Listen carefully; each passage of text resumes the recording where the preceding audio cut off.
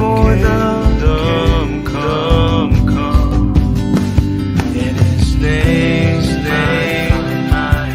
His name, in His name, I see. In His name, in His name, in His name, John seek.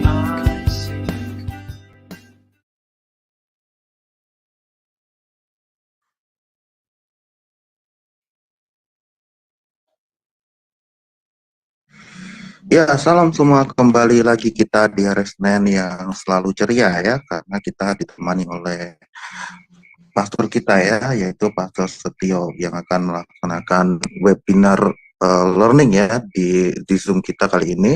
Kita sambut dulu Pastor Setio yang selalu energik di hari Senin. Silahkan Pastor Setio, halo, apa kabar?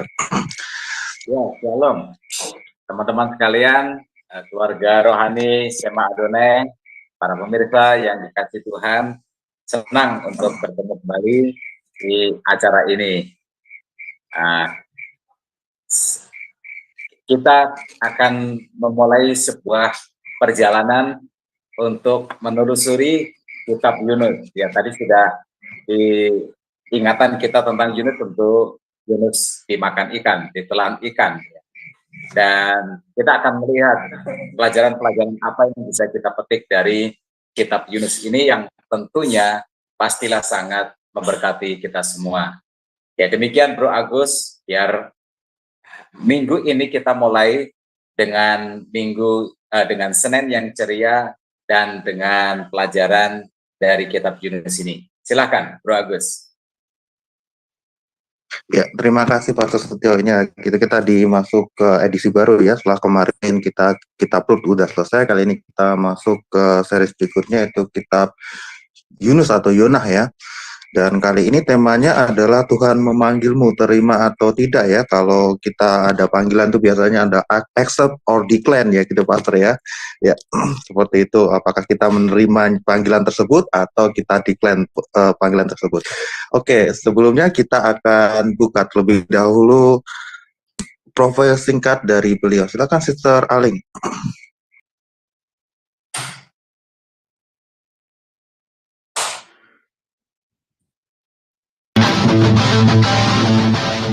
Salam, kembali lagi di Sema Adonai.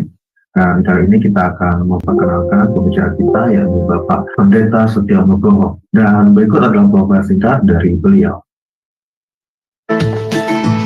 Saya dengan nama Setio Nugroho di kota Pahlawan, Surabaya pada tanggal 4 Agustus 1996.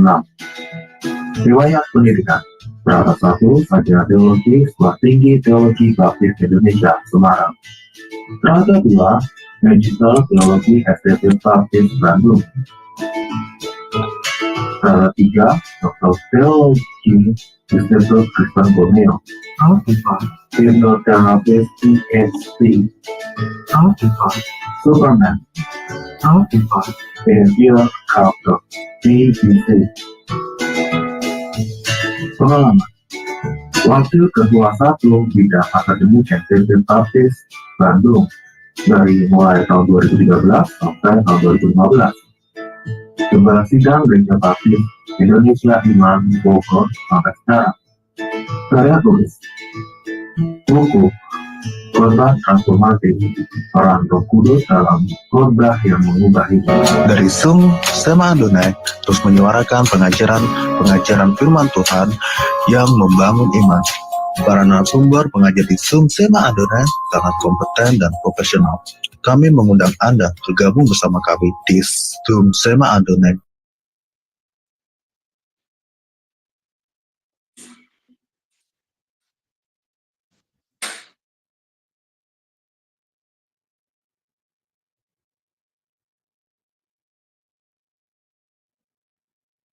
Ya, terima kasih untuk profil singkat dari beliau ya. Tapi sebelumnya kita akan buka terlebih dahulu dengan doa ya. Sister Christine, mohon kesediaannya untuk membuka dalam doa. Terima kasih Bro Agus. Sebelum kita memulai pengajaran firman pada malam hari ini yang dibawakan oleh Pastor Setio, kita akan berdoa terlebih dahulu. Mari kita bersatu dalam doa. Puji syukur kami panjatkan kehadirat-Mu ya Bapa atas semua berkat kasih karunia-Mu yang telah Engkau berikan kepada kami sepanjang satu hari ini. Dan pada malam hari ini Tuhan, yang sudah merupakan rutinitas kami, Tuhan Yesus, Engkau berkati kami Tuhan Yesus dalam pengajaran firman-Mu pada malam hari ini Tuhan Yesus. Biarlah Engkau mengurapi Pastor Setia Tuhan dalam memberikan pengajaran firman-Mu Tuhan Yesus. Kau berkati juga Tuhan Yesus kehidupan beliau hari demi hari, keluarganya, anak dan istrinya Tuhan, demikian juga pelayanannya. Demikian juga Tuhan Yesus, Kau berkati kami, orang-orang yang menerima berkat pengajaran firman Tuhan Yesus, agar kami mampu menerima ini Tuhan Yesus, dan menjadikan rema dalam kehidupan kami, menjadi teladan bagi kehidupan kami, dan memakai itu dalam kehidupan kami. Terima kasih juga Tuhan, Kau berkati seluruh pemirsa yang ada mendengarkan live streaming di Cahaya Firman dan live streaming yang lainnya. Tuhan, Engkau semakin pakai orang-orang yang takut akan Kau dan mengenal Engkau Tuhan Yesus untuk belajar firman bersama-sama dengan kami. Kami ingin memulai pengajaran firman-Mu pada malam hari ini, Tuhan yang memberkati dari awal, pertengahan, hingga akhirnya. Terpujilah nama-Mu Bapa, di dalam Putra-Mu kami berdoa dan mengucap syukur, haleluya, amin.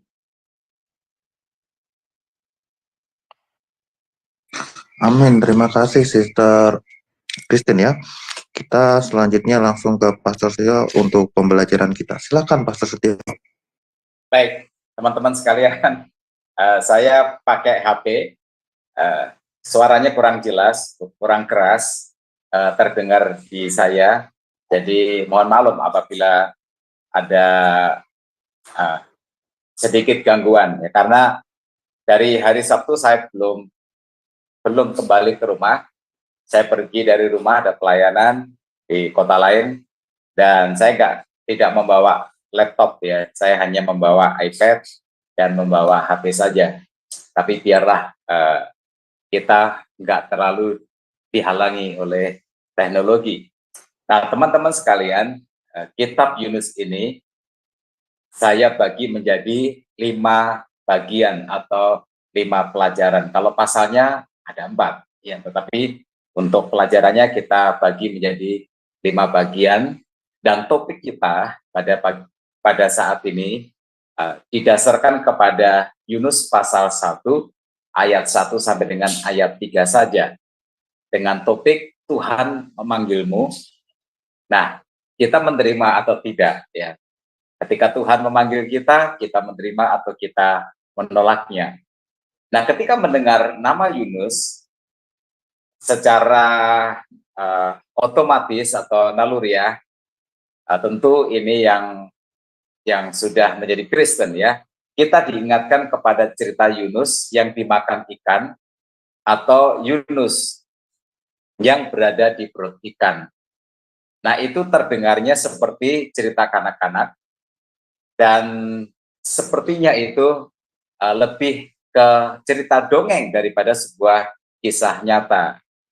Tetapi ini adalah merupakan kisah nyata, teman-teman sekalian, sebab Tuhan Yesus menjadikan peristiwa Yunus ini sebagai sebuah perbandingan.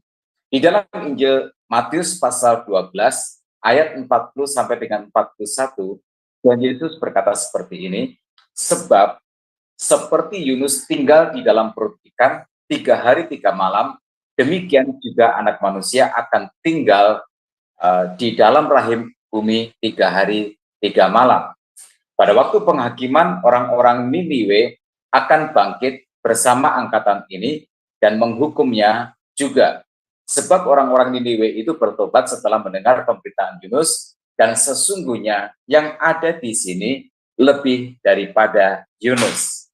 Jadi Tuhan Yesus mengutip atau membandingkan dirinya dengan peristiwa yang terjadi, yang dialami oleh Yunus, sehingga dengan kata lain Tuhan Yesus mengakui bahwa peristiwa ini adalah merupakan sebuah peristiwa yang nyata. Ini bukan dongeng untuk pengantar tidur bagi anak-anak kecil, ya. Itu. Jadi begini teman-teman, masuk akal atau tidak, Tuhan hadir di tengah-tengah dunia ini dan Tuhan bekerja dengan cara yang dipilihnya sendiri, termasuk mengirim ikan untuk menelan Yunus. Jadi jangan kita membatasi iman kita, tetapi kita harus mempercayai Tuhan sebagaimana Dia Tuhan yang layak untuk kita percayai. Bahwa Dia adalah Tuhan yang Maha Kuasa, bahwa Dia adalah Tuhan yang Maha Besar, bahwa Dia adalah Tuhan yang Maha Agung, Maha Mulia, Dia Tuhan yang dahsyat. Nah, Tuhan kita adalah Tuhan yang berdaulat. Sehingga Tuhan bebas melakukan apapun yang Dia ingin lakukan.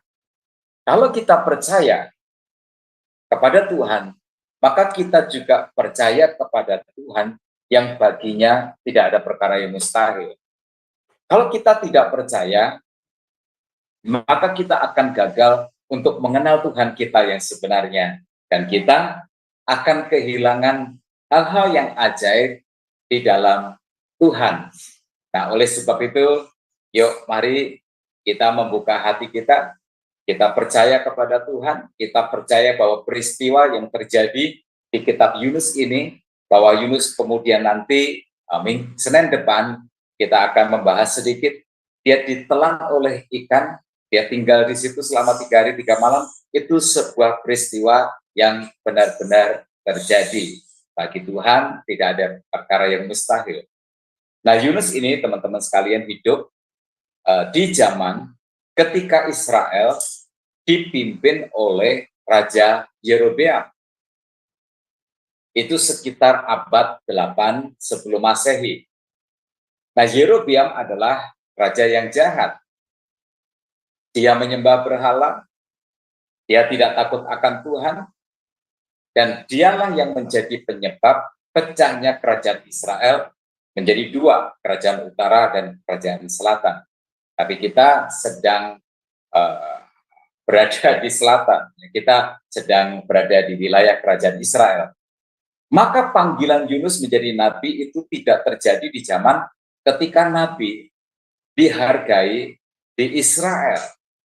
Nah, kita harus ingat ini bahwa Israel itu tidak stabil dari awal sampai nanti dunia berakhir sebagai bangsa yang terus-menerus takut akan Tuhan. Ada masa-masa ketika pemimpinnya tidak takut akan Tuhan, ketika pemimpinnya meninggalkan Tuhan, ketika pemimpinnya berlabuh hati kepada Tuhan yang lain. Maka ada masa di mana Israel ini meninggalkan Tuhan. Nah, ingat ini, jika Tuhan memanggil kita, jika Tuhan memanggil kita untuk sebuah pelayanan, maka pelayanan kita dan kesetiaan kita tidak boleh didasarkan kepada penghargaan manusia atau penghargaan dari organisasi, dari sinode, dari apalah kita bisa menyebutnya. Pelayanan kita, kalau kita menerima panggilan Tuhan, harus keluar dari hati nurani bahwa kita ini sedang melayani Tuhan. Dan Tuhan yang akan memberikan penghargaan bagi setiap hambanya yang memiliki konsep atau motivasi yang seperti ini. Nah, sekarang kita membaca Yunus pasal 1 ayat 1 sampai dengan ayat yang ketiga sebagai landasan dari sharing kita pada malam hari ini. Begini bunyinya.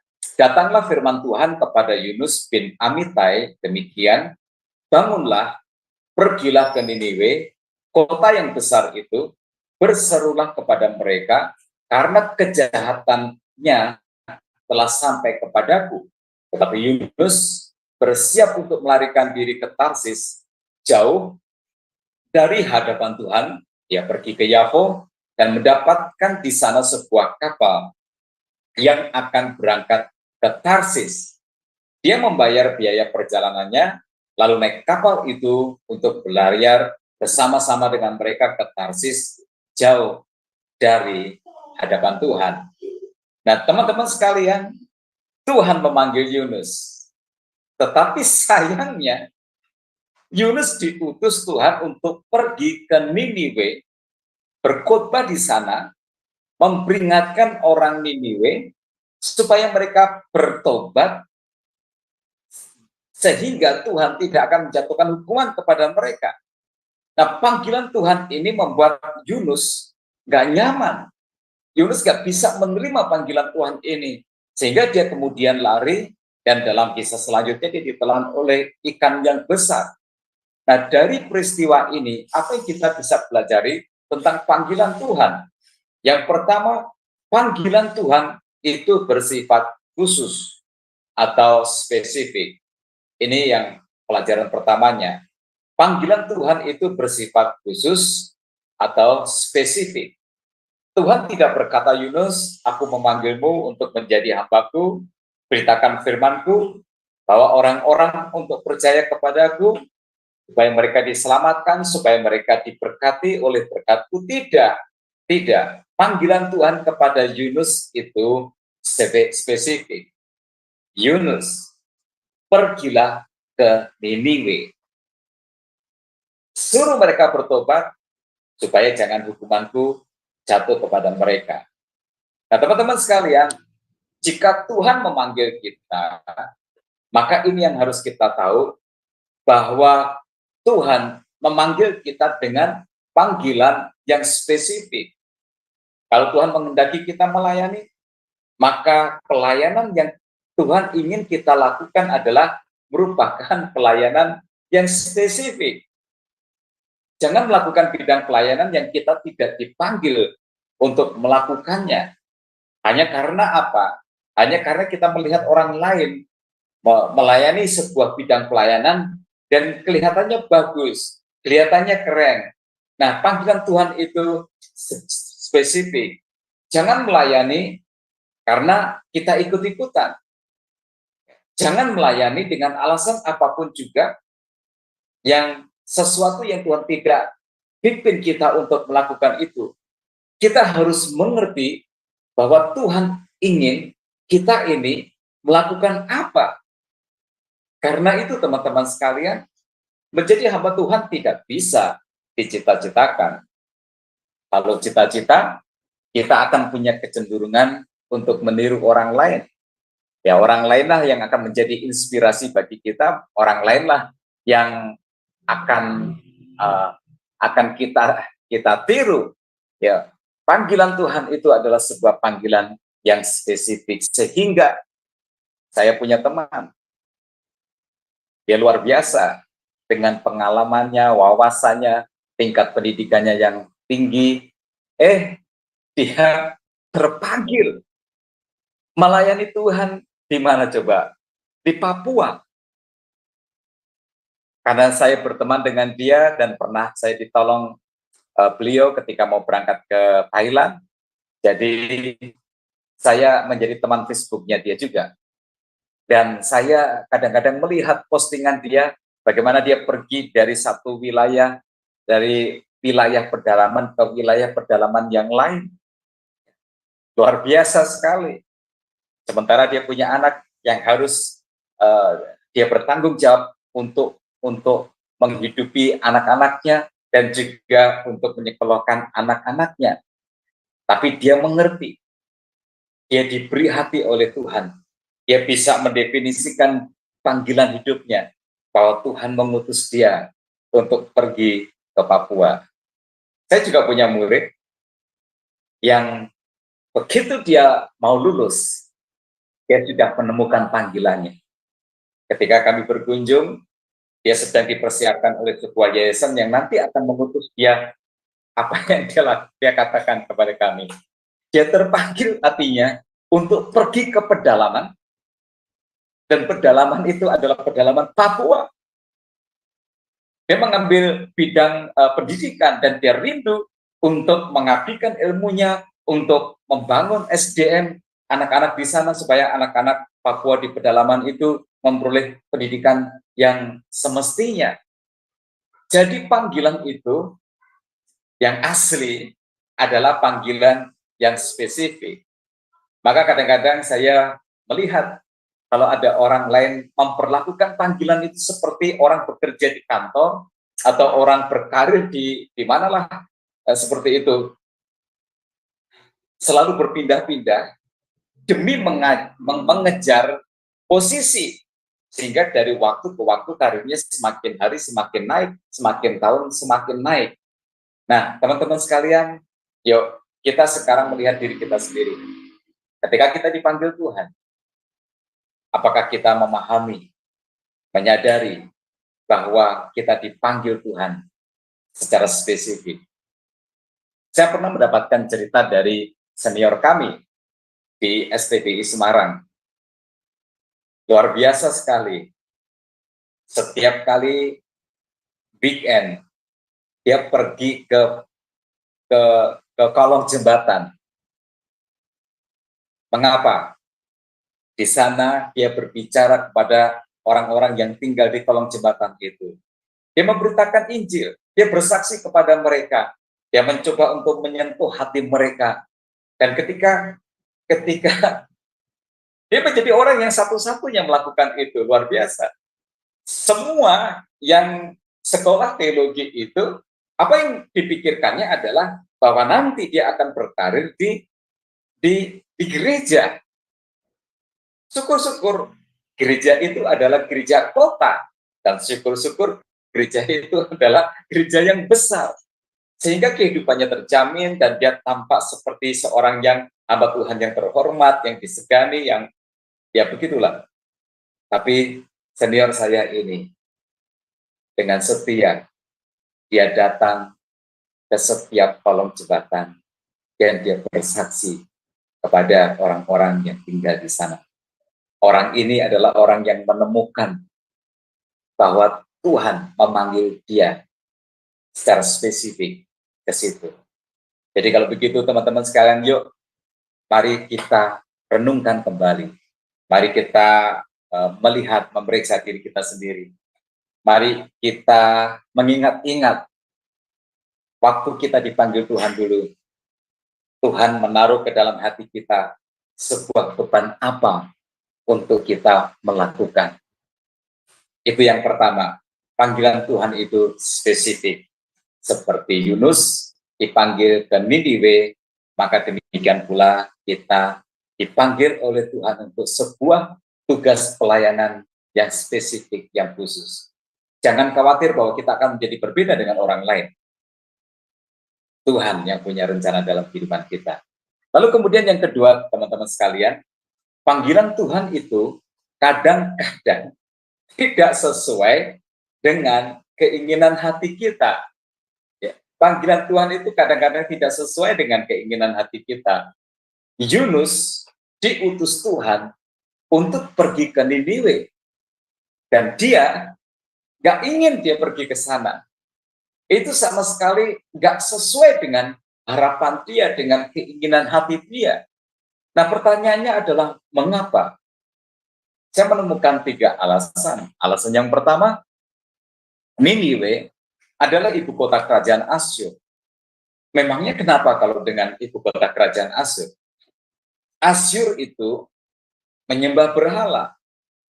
Tetapi yang utama adalah Asyur itu adalah musuh Israel. Dalam catatan sejarah, Asyur beberapa kali berperang dengan Israel, bahkan mengalahkan Israel, lalu kemudian menawan penduduk-penduduknya. Jadi di mata Israel, Asyur adalah bangsa yang jahat, maka setiap musuh umat pilihan Tuhan adalah musuh Tuhan. Jadi mengapakah Yunus harus pergi ke Niniwe? Panggilan Tuhan ini jauh dari keinginan hati Yunus. Yunus bisa memberi banyak alasan mengapa sebaiknya tidak pergi ke Niniwe. Niniwe itu bukan sebuah pilihan atau pengutusan yang tepat.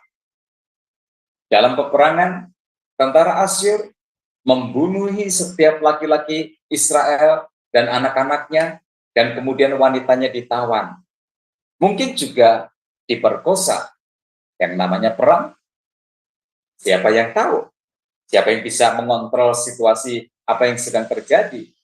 Kemudian harta kekayaannya dirampas, dan dalam posisi sebagai pihak yang kalah, maka Israel harus membayar upeti kepada Asyur.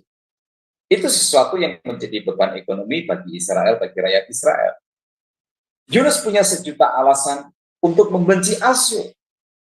Tidak ada tempat bagi Niniwe di hati Yunus. Tetapi Tuhan mengutus Yunus untuk pergi ke sana. Jadi panggilan Tuhan itu tidak sesuai dengan keinginan hati Yunus. Nah, teman-teman, kita harus siap bahwa ketika Tuhan memanggil kita untuk sebuah tugas pelayanan, itu nggak selalu menyenangkan hati kita. Nggak selalu sesuai dengan selera kita, ekspektasi kita, harapan kita, atau keinginan hati kita. Lalu kemudian kita melihat alasan yang kedua, mengapa Niniwe itu jauh dari keinginan hati Yunus. Yunus adalah orang Israel sejati, hamba Tuhan Israel, nabi bagi Israel. Dia dipanggil dan diutus untuk menjadi nabi bagi bangsanya. Setidak-tidaknya itulah dia menyerahkan dirinya kepada Tuhan. Dia mau melayani bangsanya, memberitakan firman Tuhan untuk bangsanya, mendoakan bagi kesejahteraan bangsanya, memperingatkan jika bangsa ini menyimpang dari Tuhan. Yunus dipanggil supaya berkat Tuhan turun atas Israel dan membawa bangsa ini kepada pertobatan. Nah, semua itu kan indah. Jadi mengapakah Yunus harus pergi ke Niniwe? Ada dua masalah menurut saya di sini. Yang pertama, zona nyaman. Ya, melayani di bangsa sendiri itu enak kita. Ya, kita sudah mengerti kultur masyarakatnya, kita mengenal orang-orangnya, kita tahu harus berbuat apa, kita tahu harus bagaimana. Ya, itu membuat kalau kita melayani di lingkungan kita sendiri, maka ada sebuah perasaan yang nyaman. Kalau dalam bahasa sekarang bagaimana? Semuanya aman. Semuanya aman. Tapi bisa jadi ini adalah masalah nasionalisme yang sempit. Mengapa Tuhan mesti memberkati Niniwe? Mengapa Tuhan mesti memperingatkan Niniwe? Dan bila Niniwe nanti bertobat, maka kasih Tuhan turun atas Niniwe. Nah, teman-teman sekalian, masalah nasionalisme yang sempit ini, saya merasa ini menjadi alasan mengapa Yunus enggan untuk pergi ke Niniwe. Saya pernah mendapat tugas untuk mengelola sekolah. Ya. Di profil yang ditayangkan itu enggak tampak bahwa saya pernah jadi ketua STT. Saya pernah jadi ketua STT. Cuman ketika saya ditanya tentang waktu-waktunya, saya lupa. Saya jawab seingat saya. Dan sebagai ketua STT, saya memiliki masalah dalam tanda kutip. Masalahnya apa? Masalahnya begini. Sekolah kami itu kan sekolah denominasi. Ya, sekolah denominasi. Lulusan sekolah kami itu tidak selalu melayani di lingkungan gereja baptis. Ada yang kemudian melayani di denominasi yang lain. Lalu kemudian dalam rapat-rapat yayasan, saya mendapat teguran. Itu dianggap sebagai sebuah kesalahan. Sebab bagaimana tidak, dengan semua fasilitas yang dimiliki oleh baptis, sekolah kami kemudian meluluskan orang yang kemudian melayani di denominasi yang lain. Itu sesuatu yang membuat saya pada waktu itu sedih. Tetapi karena posisi saya sebagai pimpinan lembaga, maka saya harus diam. Setuju, tidak setuju, posisinya ya harus diam, menghargai atasan. Ya, saya selalu menempatkan sebuah hukum bahwa atasan benar atau salah, dia selalu benar. Ya. Bos kan selalu begitu. Ya. Tetapi ada satu alasan lagi yang lain, mengapa Niniwe itu tidak sesuai dengan keinginan hati Yunus. Di pasal 4, kita melompat ke pasal 4, ayat yang kedua, Yunus berkata kepada Tuhan seperti ini, "Ya Tuhan, bukankah telah kukatakan itu ketika aku masih di negeriku? Itulah sebabnya, maka aku dahulu melarikan diri ke Tarsis, sebab aku tahu bahwa Engkaulah Allah yang pengasih dan penyayang, yang panjang sabar dan berlimpah kasih setia, serta menyesal karena malapetaka yang hendak didatangkannya." Yunus tahu persis hati Tuhan, bahwa Tuhan itu maha kasih, bahwa Tuhan itu maha baik, bahwa Tuhan itu maha pengampun. Jika Niniwe diperingatkan akan dosanya, lalu kemudian Niniwe bertobat, dan Tuhan akan mengampuni Niniwe, menyayangi Niniwe, tidak menimpakan hukuman kepada Niniwe, ini adalah sesuatu yang sama sekali Yunus tidak mau itu terjadi. Yunus sangat membenci Niniwe. Dia ingin Niniwe sengsara. Dia ingin Niniwe dibinasakan oleh Tuhan, dihancurkan oleh Tuhan. Dia ingin Tuhan menghukum Niniwe. Nah, teman-teman sekalian, dendam dan rasa sakit hati menjadi penyebab Niniwe jauh dari keinginan hati Yunus untuk pergi ke sana. Saya mau bertanya kepada kita semua yang mengasihi Tuhan, yang melayani Tuhan, yang menanggapi panggilan Tuhan dengan penuh kasih dan dengan penuh respect, hormat kepada Tuhan. Betulkah kita sudah bebas dari dendam? Betulkah kita sudah bebas dari rasa sakit hati? Betulkah kita sudah bersih dari itu semua? Sehingga ketika Tuhan memanggil kita untuk sesuatu tugas pelayanan yang spesifik, kita mampu untuk melakukannya. Saya harus bercerita tentang komitmen saya, usaha saya. Dalam hidup ini, saya pun sama seperti semua orang yang lain, sama seperti Yunus. Kadang-kadang saya merasa diperlakukan tidak tepat oleh orang lain.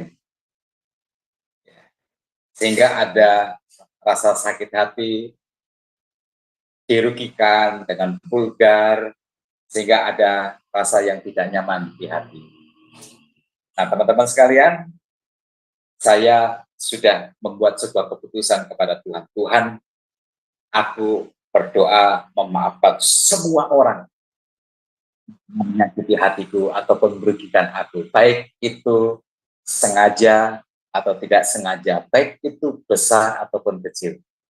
Dan saya berdoa serius doa itu. Bila saya mengingat nama, saya sebutkan nama itu satu persatu. Saya berdoa kepada Tuhan, Tuhan, aku mengampuni mereka semua.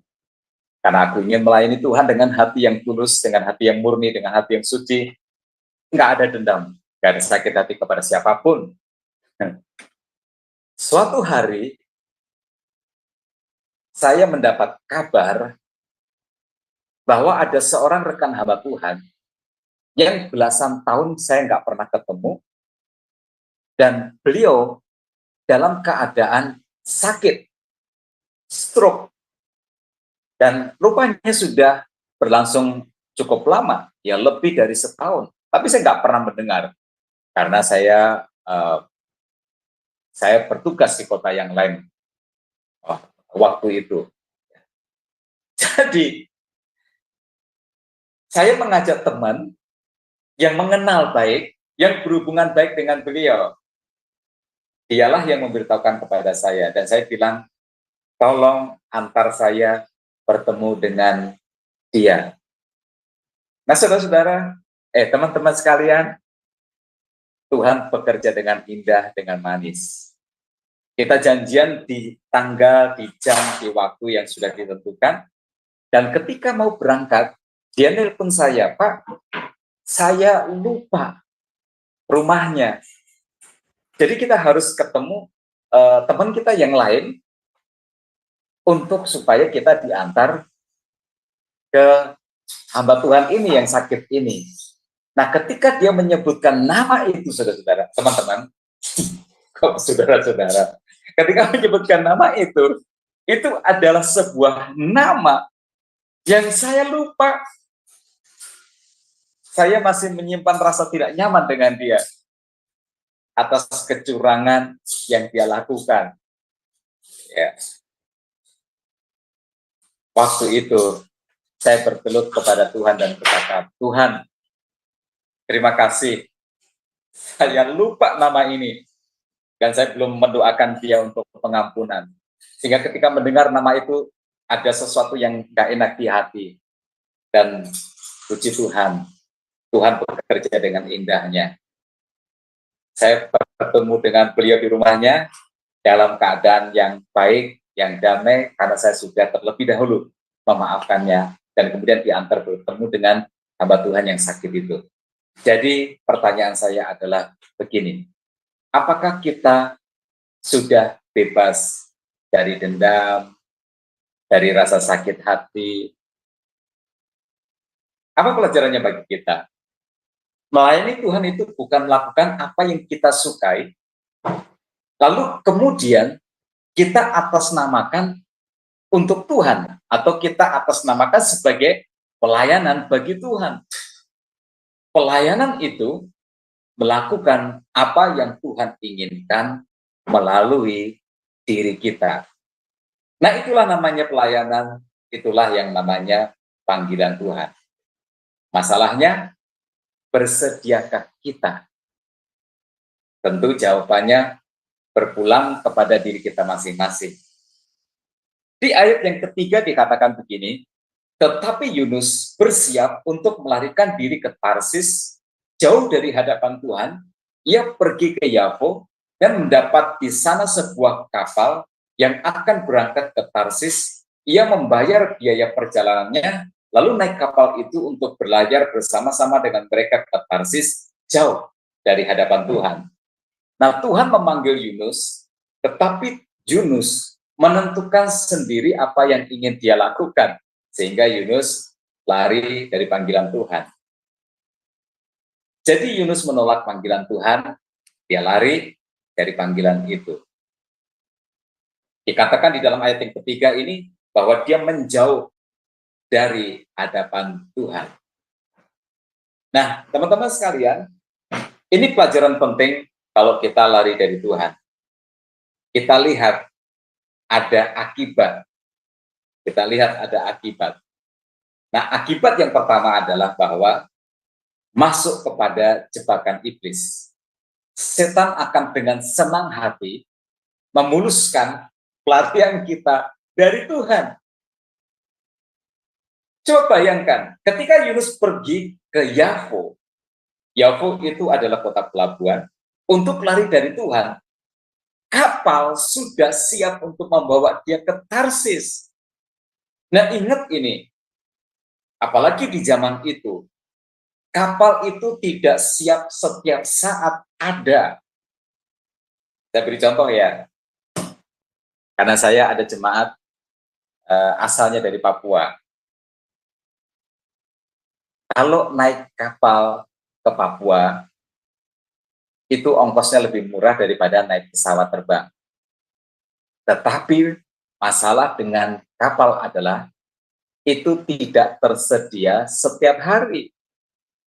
Saya kalau nggak salah dengar, itu ada sebulan sekali. Di tempat yang lain juga seperti itu.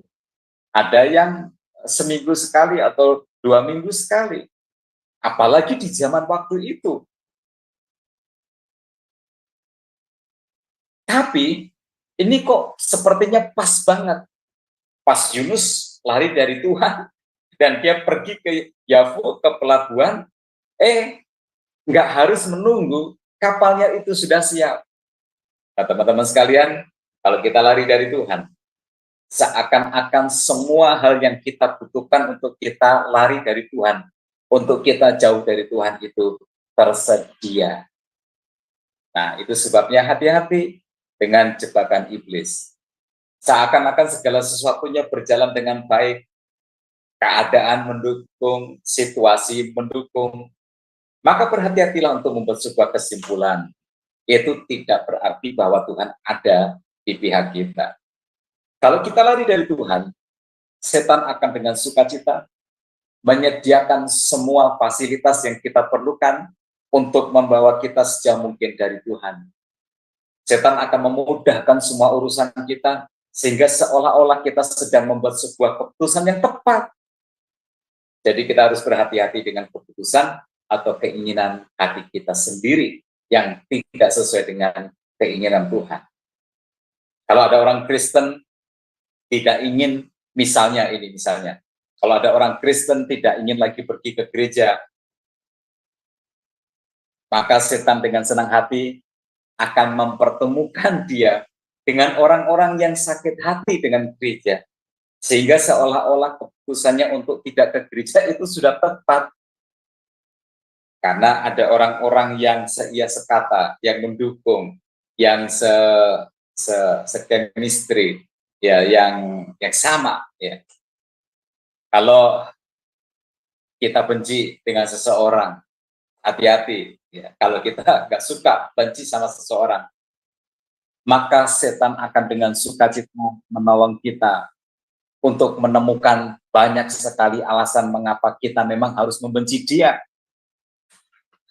Apalagi di zaman sekarang ini, zaman sekarang ini dengan media sosial, kalau kita nggak suka sama seseorang, dengan tokoh misalnya, maka setan akan membanjiri medsos kita dengan informasi-informasi, entah itu benar, entah itu hoax, entah itu dibuat oleh orang yang benar menjadi korban, atau itu yang dilakukan oleh orang-orang yang menjadi bayaran, ya, menjadi apa itu namanya, buzzer, ya, itu untuk memasok kita dengan informasi yang buruk, sehingga kita berkata, untung saya membenci orang ini. Nah, berhati-hatilah, ya, berhati-hatilah. Yunus ingin lari dari Tuhan, dan dia menemukan sebuah kapal yang membawanya lari jauh dari hadapan Tuhan. Berhati-hatilah teman-teman sekalian dengan apa yang setan sediakan untuk kita menjauh dari Tuhan. Kemudian kita melihat ada harga yang harus dibayar. Ya, ada harga yang harus dibayar. Di ayat yang ketiga bagian B dikatakan, ia membayar biaya perjalanannya, lalu naik kapal itu untuk berlayar bersama-sama dengan mereka ke Tarsis, jauh dari hadapan Tuhan. Yunus harus mengeluarkan uang untuk membeli tiket kapal supaya dia bisa lari dari Tuhan, bukan ke Niniwe, tetapi ke Tarsis. Dan tahukah teman-teman sekalian bahwa Yunus untuk itu harus membayar tiket yang jauh lebih mahal daripada jika seandainya dia pergi ke Niniwe. Mengapa? Karena jarak antara Yope dengan Niniwe itu adalah 800 km jalan darat, ya. Sedangkan jarak antara Yope dengan Tarsis itu 4.100 km, dan itu lewat laut. Artinya apa? Artinya jarak tempuh ke Tarsis itu 5 kali lipat dari jarak kalau ke Niniwe. Berarti itu berdampak kepada kos, kepada biaya perjalanan. Biaya perjalanannya kalau kita hitung seperti itu dengan sederhana, maka itu menjadi 5 kali lipat lebih mahal. Pengeluaran yang tidak akan diganti oleh Tuhan. Kalau kita lari dari Tuhan, ada harga yang harus dibayar, yang lebih mahal. Teman-teman percayalah, kalau kita lari dari Tuhan, ruginya itu jauh lebih banyak. Tetapi tidak hanya uang, kita juga akan kehilangan waktu atau rugi secara waktu. Tarsis itu berlawanan arah dengan Niniwe. Jadi Yunus berlayar ke arah yang berlawanan, dan nanti kemudian Yunus dibuang ke laut untuk meredakan alam yang marah itu, dan sehingga kemudian dia ditelan oleh ikan. Di perut ikan itu selama 3 hari 3 malam dia menyadari dosanya, dia bertobat, lalu dimuntahkan kembali oleh ikan itu. Nah, apa yang terjadi? Dia akhirnya memang harus pergi ke Niniwe, berbalik arah. Artinya ini apa? Artinya adalah bahwa Yunus membuang banyak waktu. Yunus membuang banyak waktu. Teman-teman sekalian, kalau kita lari dari Tuhan, kita akan kehilangan hal-hal yang berharga di dalam hidup ini, dan itu termasuk waktu. Ada orang berkata, kan cuma waktu, Pak. Jangan meremehkan waktu. Waktu itu tidak cuma jam. Waktu itu tidak cuma menit. Waktu itu tidak cuma hari. Tetapi waktu itu juga berarti kesempatan. Kalau kita lari dari Tuhan, kita akan kehilangan banyak kesempatan yang baik di dalam hidup ini. Kesempatan untuk bahagia dengan keluarga, kesempatan untuk bahagia dengan istri, kesempatan untuk bahagia dengan anak-anak, kesempatan untuk kita produktif, kesempatan untuk kita menghasilkan banyak di dalam hidup ini, tapi semua itu terbuang dengan sia-sia. Halo, teman-teman sekalian, kalau Tuhan memanggil kalian, jangan lama-lama mempertimbangkan panggilan itu, jangan buang waktu. Setiap detik itu berharga dalam hidup ini. Bukankah hidup kita di dunia ini sementara, dibatasi oleh Tuhan? Oleh sebab itu, kita seyogianya menggunakan waktu sebaik-baiknya, mengisi waktu kita dengan hal-hal yang penting, yang bernilai kekekalan. Terimalah panggilan Tuhan tanpa harus banyak komplain. Terimalah panggilan Tuhan tanpa harus banyak mempertimbangkan segala sesuatunya. Kemudian kita melihat bahwa Yunus sendirian menempuh perjalanannya dengan kapal menuju Tarsis.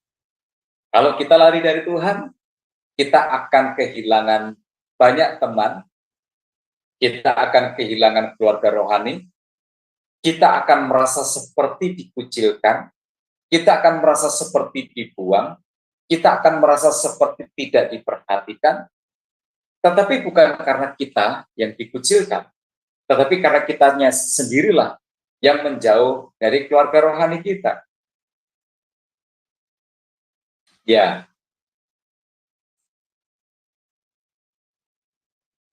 saya harus mengakui ada orang yang karena sesuatu masalah, kemudian dia nggak datang ke gereja. Kita sudah datangin, kita sudah ajak bicara, dan dia yakinkan kami yang berkunjung bahwa keputusan untuk tidak datang ke gereja itu tepat. Tetapi tahu apa yang terjadi? Dia komunikasi dengan salah satu tim kunjungan, dan dia komplain, kenapa kalian mengucilkan kami? Enggak, kita enggak mengucilin kamu. Kamulah yang lari, yang menjauh, yang menutup diri, dan segala macam. Itu sebuah perasaan yang muncul dengan sendirinya. Nah, oleh sebab itu, menjauh dari Tuhan, lari dari panggilan Tuhan itu banyak kerugiannya, dan nggak ada sama sekali manfaat keuntungannya. Kemudian teman-teman sekalian yang ketiga, ketika kita lari dari Tuhan, kita lihat apa yang dialami oleh Yunus. Sesuatu yang mengerikan terjadi. Kapal yang ditumpangi Yunus dihantam oleh badai, dihantam oleh angin ribut. Oh, itu sebabnya jangan pernah lari dari Tuhan. Hidupmu,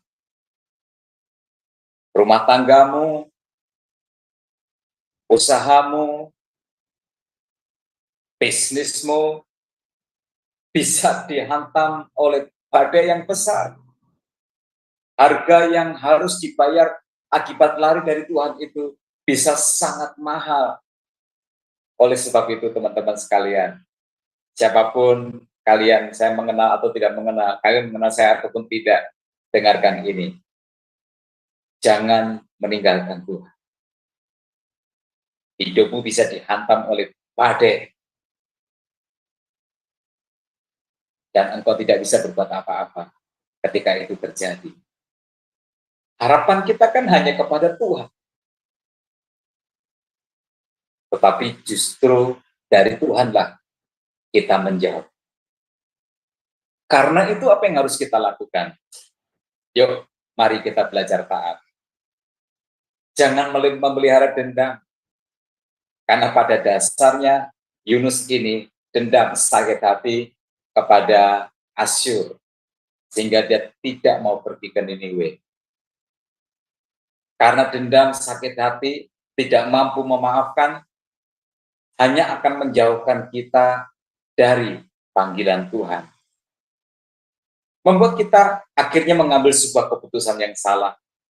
Membuat hidup kita bisa hancur.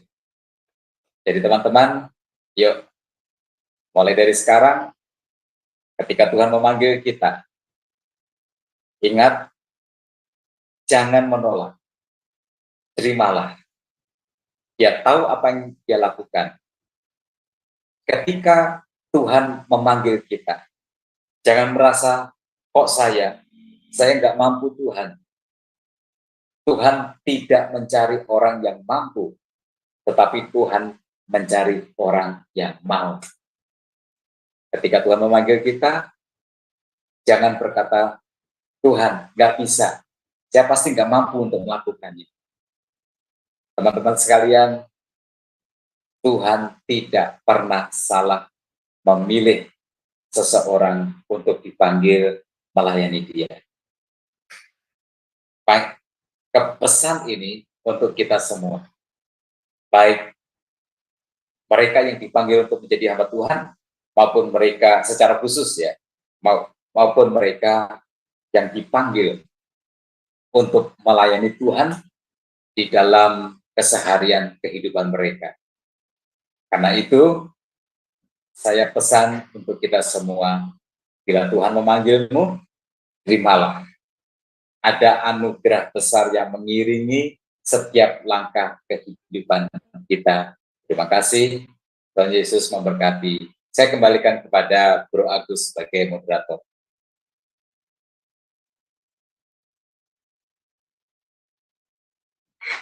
Ya, terima kasih Pak Susetio ya. Kita ada nanti Q&A ya, tapi sebelumnya ada promosi yang akan disampaikan oleh Sister Rani. Silakan. Ya, baik. Terima kasih Bro Agus. Baik, Bapak Ibu, saya akan membacakan acara-acara Sema Adonai ke depannya. Sebentar ya. Ya. Baik Bapak Ibu, dimulai dengan besok, hari Selasa, 5 Maret 2024, di jam 21:10 waktu Indonesia Barat, di Sema Adonai akan kembali ada kelas pembelajaran firman dengan tema mendengar suara Tuhan. Nah, ini masuk dari part 1 ya, Bapak Ibu, berarti akan ada kelanjutannya. Dan yang menjadi narasumbernya adalah Pak Evangelis Jamino Widi Sulistija SEMTH dan moderatornya adalah Ibu Aling, saya sendiri. Kemudian di hari Rabu 6 Maret 2024 di jam 21:10 waktu Indonesia Barat Di Semadonai akan kembali ada kelas pembelajaran firman. Dan kali ini temanya adalah hujan hadiratnya. Dan yang menjadi narasumbernya seperti biasa, Ibu Pendeta DR Suryani Watimena MTH dan moderatornya adalah Ibu Christine. Nah, ini selanjutnya adalah renungan pagi Semadonai ya Bapak Ibu. Itu diadakan setiap hari dari Senin sampai dengan Sabtu, dimulai dari jam 5.30 pagi dan dilayani oleh hamba-hamba Tuhan yang sangat memberkati. Nah, jadi Bapak Ibu, untuk renungan pagi Sema Adonai, kemudian renungan pagi dari Bapak Gembala kami sendiri, yaitu Pak Daniel, yang diadakan setiap hari Jumat 1 kali dalam seminggu, dan juga ibadah online kami, itu hanya diadakan di channel Cahaya Firman. Tidak ada di channel yang lain ya Bapak Ibu. Jadi, bagi Bapak Ibu yang belum mensubscribe channel kami, channel Cahaya Firman, harap Bapak Ibu tolong mensubscribe-nya. Ya, jadi ini channel Cahaya Firman kami ini adalah channel kami yang baru, channel YouTube kami yang baru, supaya Bapak Ibu bisa mengikuti keseluruhan acara-acara dari channel Cahaya Firman yang tidak ada di channel-channel lain. Dan juga tolong bantu share ya Bapak Ibu sekalian kepada yang lain sehingga membantu channel kami Cahaya Firman semakin lebih berkembang dan menjadi berkat lagi bagi banyak orang. Terima kasih Bapak Ibu atas perhatiannya. Tuhan berkati.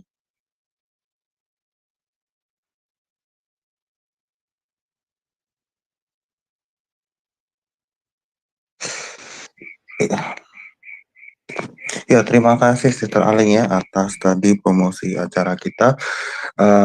Ya, teman-teman kalau ingin bertanya silakan untuk present terlebih dahulu ya. Nanti pertanyaannya bisa disampaikan ke Pastor Setio. Ya, Pastor Setio, bicara tentang panggilan ya. Sebenarnya siapa yang kita kan sebenarnya siapa yang menilai gitu ya Pastor ya, orang itu tepat di tempat yang tepat atau tidak gitu kan Pastor. Ya mungkin saya ya gitu kan sebagai orang juga melihat orang ini sepertinya ya memaksakan diri gitu Pastor. Maksudnya memang bukan bidangnya. Kita juga lihat banyak sekali orang-orang yang sebenarnya awalnya memang di dunia entertainment ya gitu kan. Tapi kemudian jadi pendeta gitu ya Pastor. Ya kalau saya menilainya ya sebagai orang awam ya menurut aku ya juga banyak dari mereka yang memang terpanggil ya memang sesuai, tapi ada juga yang lebih kuat entertainmentnya daripada pembawaan firman Tuhan. Itu bagaimana Pastor? Iya, begini, kita ngomongin tentang panggilan dulu.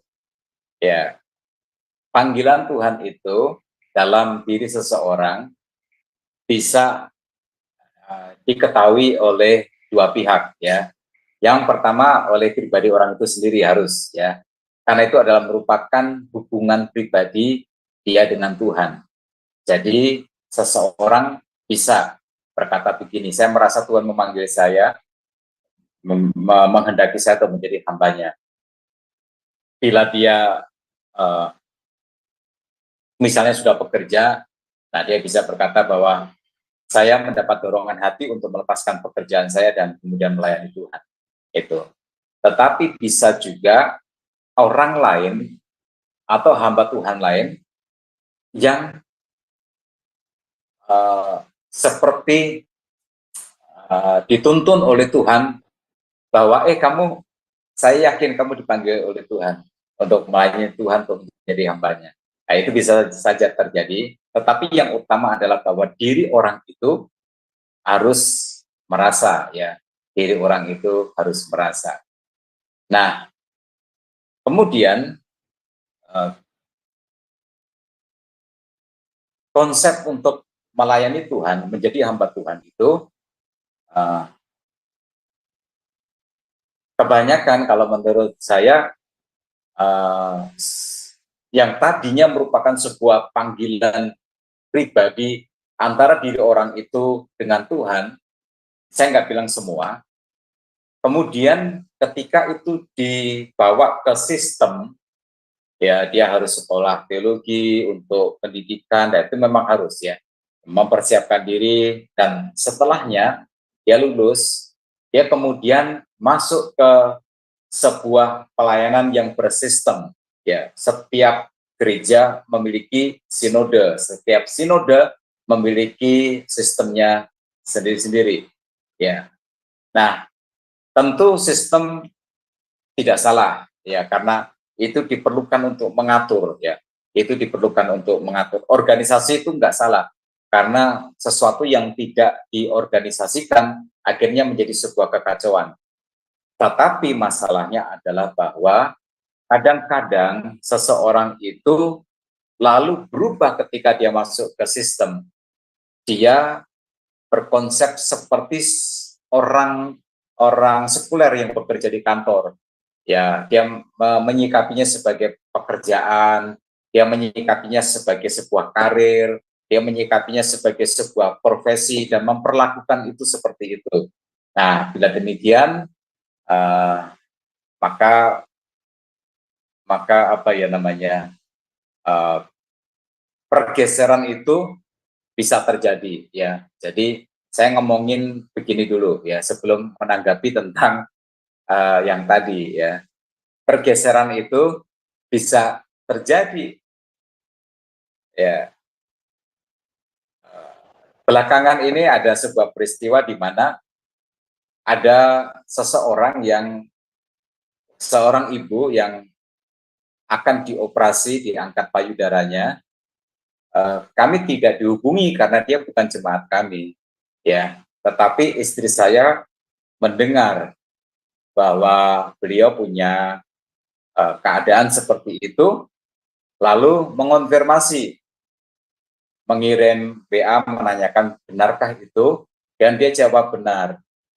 Lalu oleh karena kesibukan, saya diminta secepatnya oleh istri saya datang ke rumah sakit, dan saya datang sebelum masuk ke ruangan operasi. Dan di situ saya sempat mendengarkan diangkat payudaranya seluruhnya itu bukan sebuah perkara yang mudah, walaupun dia sudah usianya cukup banyak, ya.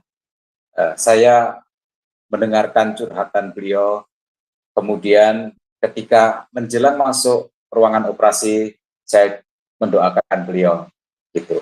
Sampai operasinya itu selesai, saya tungguin dia di ruang isolasi, lalu kemudian observasi di ruang observasi, lalu kemudian dia keluar, saya temani sampai tiba kembali di kamarnya. Lalu setelah itu saya menjemput istri saya untuk menemani dia di sore dan malam hari, ya, karena kalau ganti pampers dan segala macam wanita yang harus melakukan. Saya cerita begini itu kenapa? Saya cerita begini itu, di mana gembalanya? Blas sama sekali nggak datang. Padahal dia sudah kirim kabar kepada gerejanya. Luar biasa. Luar biasa. Sampai ketika saya jemput kembali istri saya, menemani bermalam itu, datang nggak gembalanya? Enggak. Aduh. Mungkin karena jemaat ini tidak menghasilkan perpuluhan yang banyak, ya, tidak kaya gitu, jadi nggak dilirik sama sekali. Saya harus mengakui, ya, kejadian seperti ini nggak cuma itu satu-satunya kejadian. Itu. Bahkan saya juga pernah ditelepon oleh seorang gembala sidang ketika jemaatnya meninggal dan dia dalam keadaan yang miskin, nggak punya apa-apa. Dia minta saya yang melayani pelayanan pemakamannya. Saya menolak, enak aja loh, itu kan jemaatmu. Ya, hanya karena dia miskin kamu nggak mau melakukannya itu. Nah, ini, jadi sebelum ke situ, mereka yang tampaknya baik-baik saja, itu kadang bergeser secara tidak disadarinya menjadi seseorang yang tidak melaksanakan panggilan Tuhan sebagaimana yang Tuhan kehendaki, tapi konsep pelayanannya adalah konsep bekerja kepada denominasi. bekerja kepada organisasi, lalu mendasarkan itu kepada untung dan rugi gitu. Nah, terkait dengan beberapa hamba Tuhan yang ditengarai berkhotbah dengan lucu, ya, menonjolkan sisi entertainnya, ya, bahkan saya lihat di YouTube itu Mongol diundang khotbah di sebuah gereja, tapi isinya lebih ke stand up komedi, ya. Begini, saya punya teman, seorang motivator, yang karena usia dia sudah mulai meredup. Karena beberapa kali saya berjumpa dan beberapa kali saya sepanggung dengan dia, jadi saya kenal betul. Dia bukan seorang Kristen. Ya, dia bukan seorang Kristen. Dia seringkali menonjolkan nama dia yang sangat Islami gitu. Dan itu menjadi nilai jual dia. Suatu hari dia menelpon saya dan dia bersedia untuk dipromosikan berkhotbah di gereja, tapi tentu dengan bertarif, ya, tentu dengan bertarif. Tarif dia itu sebagai pembicara motivasi sekitar 30-40-an juta, ya. Tapi kalau di gereja mungkin dia bisa turun sedikit menjadi 20 juta. Tapi saya nggak mau, ya, saya nggak mau. Mengapa? Kristenmu nggak jelas. Kamu melakukan itu karena pasarmu sudah mulai meredup terkait dengan usiamu yang sudah semakin tua, gitu. Kamu menjadikan gereja itu sebagai ladang, lahan untuk kamu mencari uang, gitu. Saya percaya ketika kamu berdiri di mimbar, kamu bicara, orang akan terpukau. Ya, karena kamu memang seorang motivator. Kamu hebat di dalam public speaking. Saya tahu persis, kamu luar biasa. Tetapi saya tidak mau. Padahal dia itu menawari saya sekian persen akan saya terima dari setiap job yang dia terima itu. Nah, jadi kalau begitu dengan contoh-contoh itu tadi, orang-orang yang dalam berkhotbah menyampaikan firman Tuhan lebih menonjolkan sisi entertainnya saja, melihat pelayanan mimbar itu bukan sebagai sarana untuk dia melayani Tuhan, memenuhi panggilan Tuhan, menyampaikan firman Tuhan, mengajar, membangun, kalau perlu menegur, tapi itu sebagai sarana untuk dia mencari uang. Lagi-lagi saya ingatkan, ada sebuah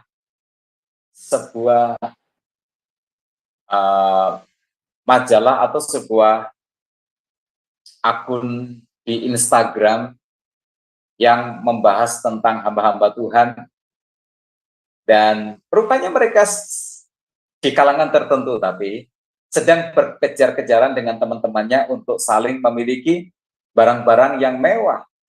Ada hamba Tuhan yang jam tangannya itu MM-an, ya.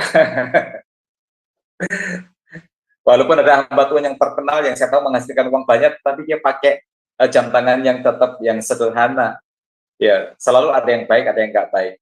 Nah, begitu kira-kira peta yang terjadi pada saat ini, bahwa nggak semua, saya percaya, nggak semua orang menghayati bahwa dia menerima panggilan Tuhan itu untuk melakukan apa yang Tuhan kehendaki. Tapi dia lebih memilih untuk melakukan apa yang dia sukai. Dia masuk kepada jebakan yang dialami oleh Yunus. Ya, Jonah traps, ya, itu istilah kita sendiri, ya. Jebakan Yunus, ya. Masuk kepada jebakan Yunus, dia mau melayani bila itu sesuai dengan konsepnya dia sendiri. Ya, itu tentu patut untuk disayangkan, dan kita berharap kita semakin ditolong. Saya pun juga dijaga oleh Tuhan untuk tidak melakukan apa yang saya sukai, tetapi melakukan apa yang Tuhan kehendaki, apapun resikonya. Itu demikian Bro Agus. Ya, terima kasih Pastor. Ya, tadi Pastor juga menyinggung tentang theological seminary ya gitu kan, di mana sekolah teologi itu ya memang ada pengkhususan ya Pastor ya, dari gereja sendiri-sendiri ya, masing-masing denominasi itu memang membatasi gitu kan, agar supaya orang lain juga agar supaya apa namanya, doktrinnya itu juga tetap terjaga gitu kan Pastor. Ya mungkin kalau di Indonesia mungkin nggak terlalu banyak kekristenannya ya, kita mungkin kekristenannya mungkin masih kekristenan yang semuanya mainstream gitu ya. Maksudnya mainstream yang saya maksud adalah semua masih mengacu pada Nicene Creed gitu ya Pastor. Tapi kan kalau kita lihat di Amerika atau mungkin di belahan dunia lain gitu kan, banyak juga gitu kan yang membuka seminari itu malah bukan yang Nicene Creed gitu kan, yang bukan mainstream. Itu bagaimana gitu Pastor? Apakah seandainya di Indonesia kan juga bisa jadi kacau itu Pastor? Seminari-seminari yang seperti itu Pastor. Ya, silakan Pak. Ya, baik. Memang secara undang-undang ya, setiap orang yang berkemampuan untuk mendirikan sebuah lembaga pendidikan, termasuk teologi ya, itu juga ada undang-undangnya Bro Agus.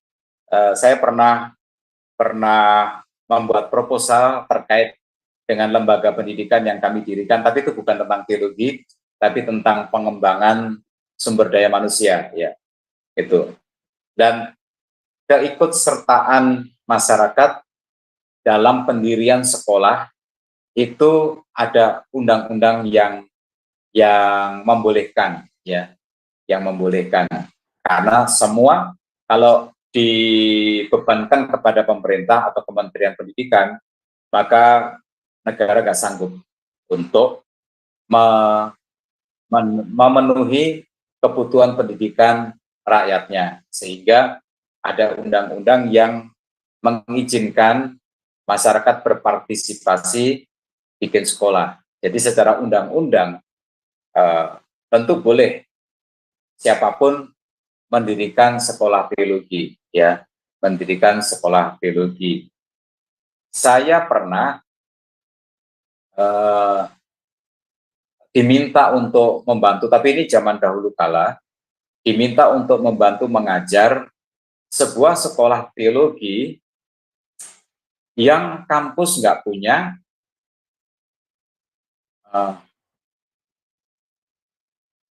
perpustakaan, nggak punya, ya yang dimiliki hanyalah rumah yang nggak layak untuk dijadikan sebagai sebuah asrama. Belajarnya di mana? Ya di rumah si pendirinya itu. Jadi si ketuanya atau rektornya itu dia mengajar hampir semua mata kuliah gitu. Lalu kemudian dia menerbitkan ijazah kelulusan itu. Ya, tentu dia berusaha untuk menggait sebanyak mungkin orang untuk membantu mengajar, untuk meringankan bebannya itu.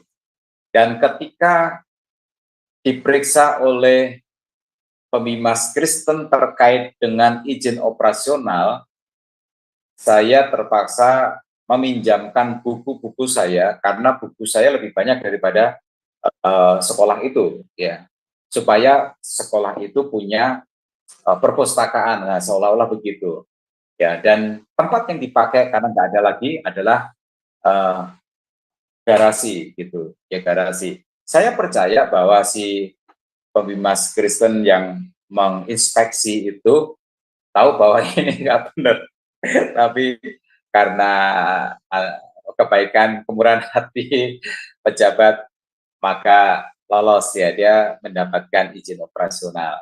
Ya, kasus-kasus seperti itu di negara kita sendiri juga ada ya. Ada seberapa banyak saya tidak tahu ya, seberapa banyak saya tidak tahu. Tapi intinya adalah bahwa secara undang-undang seseorang itu siapapun boleh mendirikan lembaga pendidikan teologi. Tentu dengan memenuhi persyaratan, ya tentu dengan memenuhi persyaratan, gitu. Nah, yang begini ini berbahaya enggak? Ya memang berbahaya. Bukan hanya berbahaya, tapi juga merugikan lulusannya. Ya, sebab ketika nanti seseorang lulus, lalu ijazahnya dicek di pangkalan data, sekolahnya dicek di pangkalan data perguruan tinggi, terus nggak tercatat, nggak ada di situ, maka ijazahnya dianggap sebagai ijazah yang tidak sah, yang nggak bisa dipakai untuk bekerja. Misalnya di sebuah instansi pemerintah menjadi guru agama misalnya, itu nggak bisa dipakai, yang nggak diakui, kecuali digunakan untuk pelayanan gereja yang tidak mensyaratkan terakreditasinya asal sekolah dari si hamba Tuhan itu. Nah, kemudian di luar negeri itu ada orang-orang yang memiliki sebuah pengajaran yang khusus, yang unik, yang beda dengan yang lain. Lalu kemudian untuk mengamankan atau untuk mewariskan pandangan-pandangannya itu bikin sekolah sendiri, ya bikin sekolah sendiri itu.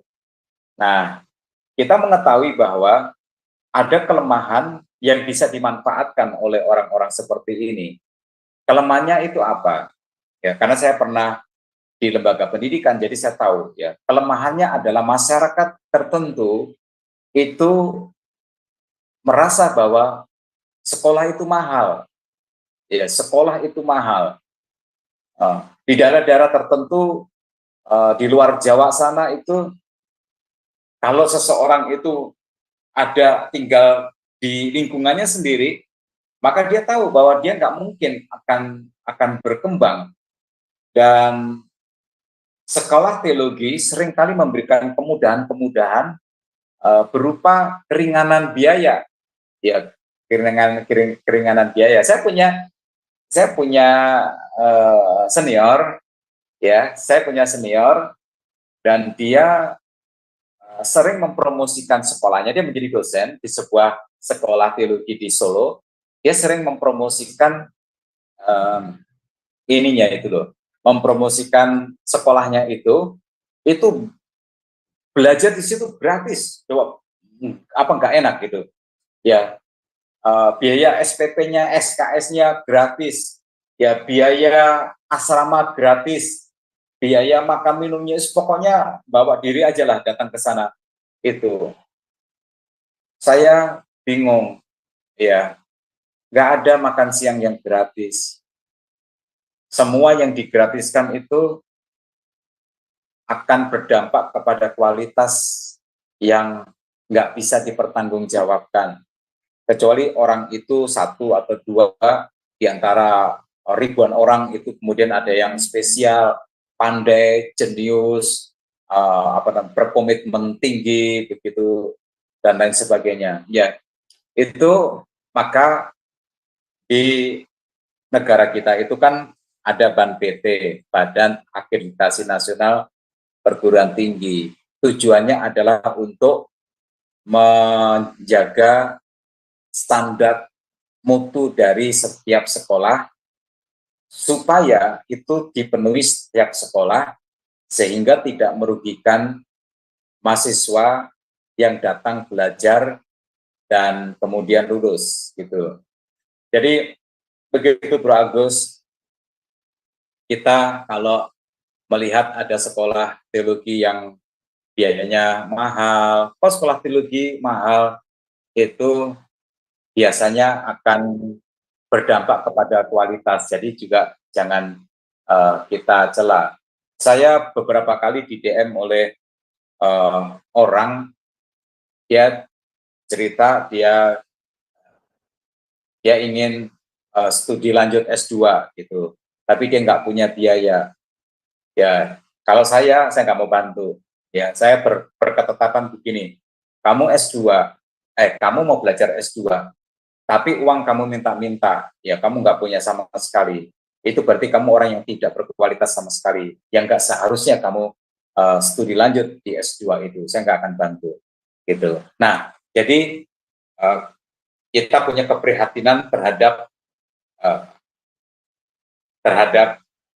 orang-orang yang terpanggil melayani Tuhan, lalu kemudian masuk kepada sebuah sekolah teologi yang gratisan, yang nggak berkualitas itu nanti akhirnya akan merugikan stakeholder ya, akan merugikan gereja yang memakai tenaga hamba Tuhan itu, atau lembaga yang memakai tenaga hamba Tuhan itu untuk melayani. Jadi pernak-perniknya banyak sekali. Nah, kalau demikian, maka lebih baik sekolah yang bagus itu didukung, diperkuat, lalu kemudian dikembangkan, diluaskan. Apalagi undang-undang sekarang ini yang sudah direvisi, di mana saya termasuk menjadi tim revisi, bahwa dimungkinkan karena berbagai pertimbangan khusus dan juga teknologi, dimungkinkan untuk sekolah sistem jarak jauh. Nah, itu bisa dimanfaatkan oleh sekolah-sekolah yang berkualitas bagus untuk melebarkan sayapnya agar semakin banyak orang bisa menikmati pendidikan yang berkualitas itu. Jadi, Bro Agus, kita wajib untuk memiliki sekolah teologi yang bagus, yang bertanggung jawab, yang berkelas, ya, yang tidak dijadikan sebagai sarana untuk mencari uang saja atau mencari nama saja. Demikian. Silakan Bro Agus. Mungkin Terima kasih ya Pastor Iki. Sesuatu yang ingin disampaikan terkait dengan seminari ini atau sekolah teologi ini. Iya, oke, tadi menarik juga yang diomongin Pastor ya. There is such thing as a free lunch ya, nggak ada makan siang yang gratis gitu kan. Dan juga ya kita juga harus teliti ya gitu Pastor ya terhadap seminar-seminar yang ada ya. Dan memang harga itu menentukan juga ya Pastor, seperti halnya kalau di semboyannya Jawa Timur itu kan Pastor Cirbas Timo Beyo itu kan semua pasti ada biayanya gitu ya Pastor ya untuk mendapat suatu hal yang lebih gitu ya Pastor. Masuk juga di sekolah teologi ini. Oke. Ya teman-teman, kalau ada yang mau bertanya bisa untuk present ya terlebih dahulu. Oke, tadi Pastor di awal-awal menyinggung tentang nubuatan ya atau fulfillment dari Tuhan kita Yesus sendiri ya, di mana dia menggenapi Yunus ini ya di perut ikan ini selama 3 hari. Yunus ini kemudian yang sering itu ya Pastor ya, orang-orang yang tidak beragama lah gitu kan, atau ateis atau yang bilang agnostis atau apa yang zaman-zaman sekarang kan sering mengkaitkan Yesus itu dengan mitos-mitos lama gitu kan. Tapi kalau saya sendiri punya asumsi seperti ini Pastor, untuk pembelaan iman saya ya gitu kan, menganggap ya memang Yesus adalah mitos yang akhirnya jadi kenyataan gitu ya Pastor ya. Ya mungkin seperti halnya kalau disamakan dengan Dionysius dari mitologi Yunani yang bisa mengubah air jadi anggur, kemudian ada yang dari Egypt itu, yang dari Mesir orang mati bisa bangkit itu kan. Ya, Yesus adalah penggemaran dari semua itu, dari semua mitos-mitos itu gitu Pastor. Tapi apakah kata mitos ini juga bisa disematkan gitu kan? Karena ketabuhan dengan kata mitos ini seperti apa sih sebenarnya gitu Pastor untuk menyikapi hal ini tentang mitos itu? Apakah memang layak digunakan atau bagaimana dalam bahasa teologi gitu Pastor? Silakan Pak. Iya,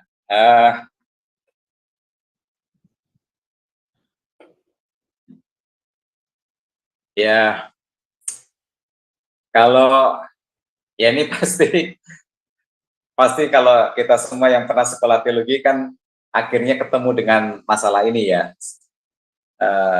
Sebab salah satu teolog Jerman yang namanya Rudolf Bultmann itu, dialah yang mempopulerkan teori demitologisasi, ya demitologisasi. Ya kurang lebih seperti ini teori dia, bahwa Alkitab itu nggak seluruhnya bercerita tentang sebuah fakta, ya, tapi di dalamnya terkandung mitos, mitologi, ya, terkandung mitos.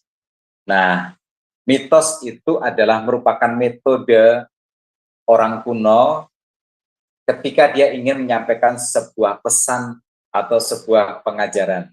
Ya, dia nggak mau langsung, tapi dibungkus dengan sebuah cerita, cerita rekayasa, cerita yang dibuat-buat, yang kemudian dinamakan sebagai mitos.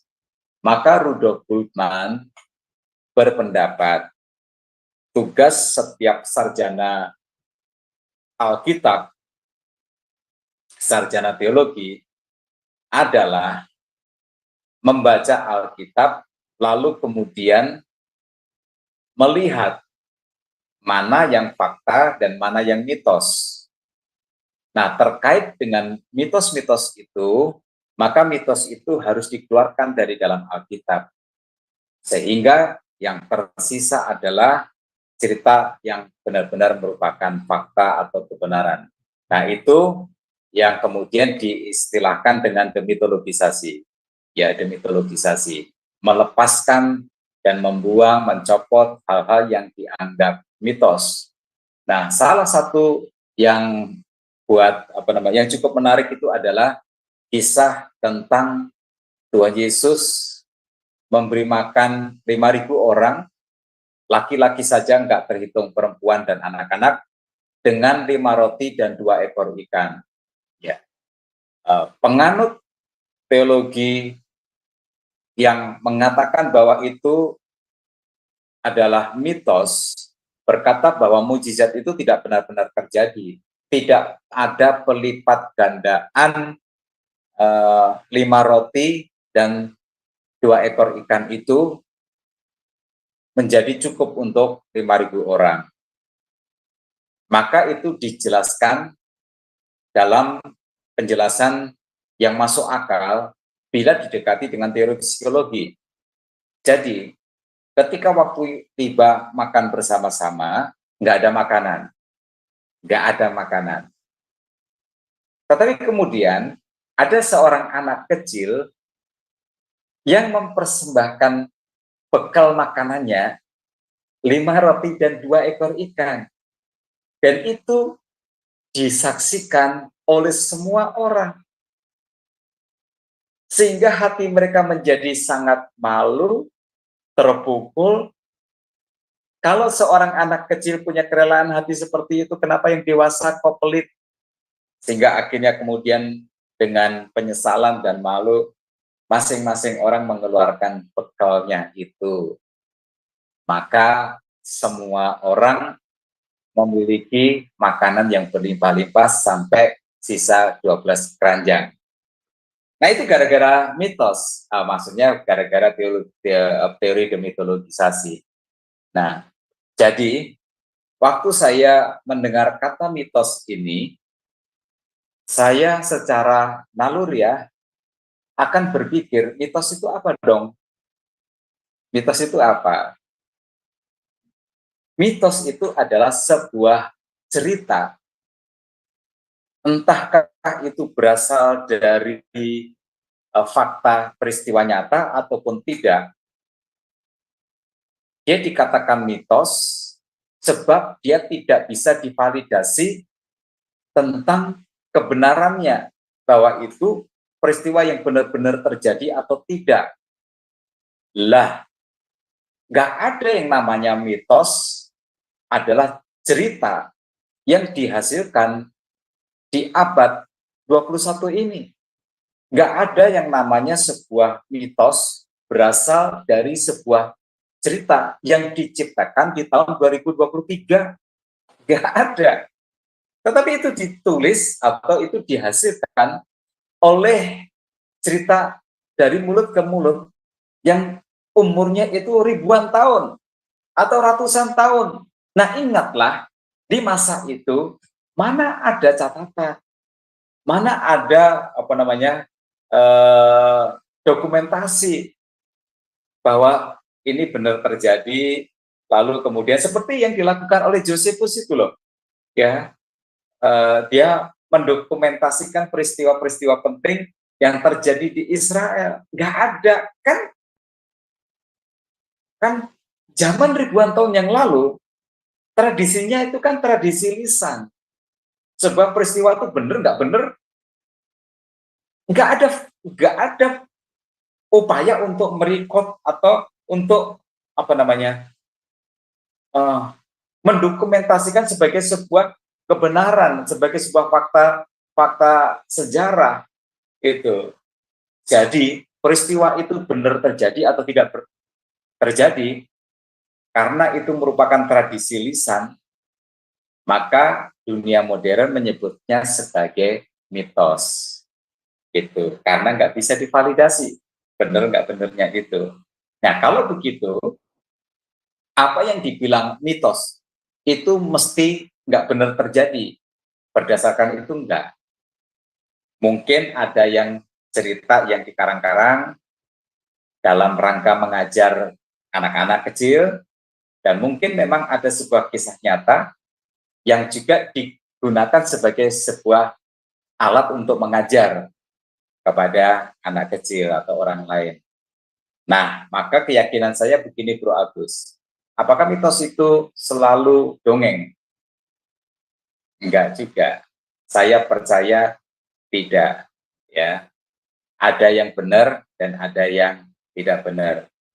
Terus kemudian terkait dengan Alkitab. Alkitab itu jelas membedakan.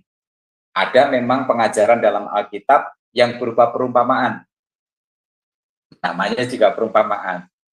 Tapi ada sesuatu peristiwa yang tidak dibilang itu sebagai sebuah perumpamaan. Walaupun tampak aneh, walaupun tidak masuk akal. Misal, Tuhan Yesus berjalan di atas air. Yunus ditelan ikan besar dan kemudian tinggal di dalamnya selama 3 hari 3 malam. Selamat, dimuntahkan, dia masih hidup. Ya, dalam hidup ini laut merah dibelah menjadi 2. Ya, itu saya percaya itu bukan mitos. Tapi kalau orang penganut teologi liberal seperti Bultmann dan yang lain-lain, atau neo-ortodoks ya, neo-ortodoks ya, itu maka mereka akan bilang itu mitos. Itu cara orang zaman dahulu kala mengajar sebuah kebenaran melalui sebuah kisah. Nah, tapi tidak, saya bukan penganut teologi liberal atau neo-ortodoks, saya orang Protestan. Saya katakan, bila Alkitab tidak mengatakan itu sebagai sebuah perumpamaan, maka kisah itu benar-benar terjadi. Begitu, Bro Agus. Iya, terima kasih Pastor, dan juga tadi menyinggung masalah Flavius Josephus ya, dan kita juga lihat sebagai seorang Kristen ya, kita mungkin bisa cross check kebenaran keberadaan dari Tuhan kita Yesus Kristus itu di bumi juga salah satu untuk cross check ya, selain 4 Injil, tapi untuk yang buku luarnya kan kita bisa ngambil source-nya dari Flavius Josephus dan juga Tacitus ya Pastor ya, untuk cross check ya, meskipun itu bukan Alkitab ya. Ya, mungkin teman-teman juga bisa baca-baca gitu ya Pastor ya, untuk referensi bahwasanya iman kita itu berdasarkan bukan hanya kata secara de jure, tapi juga de facto-nya ada gitu ya Pastor ya, kebenaran tentang Sang Firman yang jadi manusia tersebut ya Pastor ya. Oke. Karena mungkin nggak ada lagi yang bertanya dan kita udah di penghujung waktu, mungkin Pastor bisa kasih kesimpulan dan doanya. Silakan Pastor. Baik, teman-teman sekalian, peristiwa Yunus ditelan ikan itu bukan sebuah dongeng, itu bukan sebuah mitos, itu sebuah peristiwa sejarah yang diakui oleh Tuhan Yesus dan dipinjamnya sebagai sebuah alat untuk menggambarkan, menjelaskan tentang dirinya yang akan mati di atas kayu salib menebus dosa manusia, dikuburkan selama 3 hari 3 malam, tapi bangkit kembali pada hari yang ketiga, mengalahkan maut dan memberikan keselamatan bagi kita semua. Nah, begini, untuk kita semua yang menyadari, merasakan panggilan Tuhan. Panggilan Tuhan itu spesifik.